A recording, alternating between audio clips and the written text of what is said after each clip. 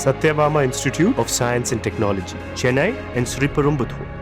தமிழ் புத்தாண்டையொட்டி கன்னியாகுமரி சுசீந்திரம் தானுமாலயன் சுவாமி கோவிலில் சித்திரை மற்றும் விஷு கனி காணும் நிகழ்ச்சி நடைபெற்றது. இதில் திரளான பக்தர்கள் கலந்து கொண்டனர். கூடுதல் விவரங்களை செய்தியாளர் தங்கலிங்கம் வழங்க கேட்கலாம். தங்கலிங்கம், வணக்கம். முழு விவரங்கள்.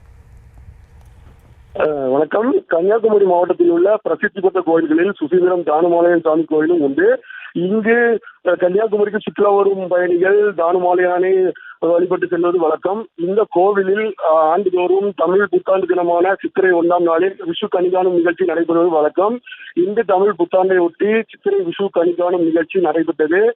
அதிகாலையில் கோவில் நடை திறக்கப்பட்டு சுவாமிகளுக்கு சிறப்பு அபிஷேகம் மற்றும் பூஜைகள் நடைபெற்றது. தொடர்ந்து மூலஸ்தானத்தில் தங்க குடங்கள், நகை மற்றும் விளக்குகள் வைக்கப்பட்டன. இதனைத் தொடர்ந்து கோவில் உட்புறத்தில் உள்ள செண்பகராமன் மண்டபத்தில் கண்ணாடி வைக்கப்பட்டு எதிரே கலர் பொடிகளால் சிவனின் முழு உருவம் கோலமிடப்பட்டிருந்தது. அதில் பல்வேறு வகையான காய்கறிகள் வைக்கப்பட்டு விஷு கனிகாணும் நிகழ்ச்சி நடந்தது. நிகழ்ச்சியில் சுசீந்திரம் மற்றும் அதன் சுற்றுவட்டார பகுதிகளைச் சேர்ந்த ஏராளமான பக்தர்கள் கலந்து கொண்டனர். தொடர்ந்து பக்தர்களுக்கு காய்கனிகள் பிரசாதமாக வழங்கப்பட்டது. விவரங்களுக்கு நன்றி Thangalingam. Satyabama Institute of Science and Technology, Chennai and Sriperumbudur.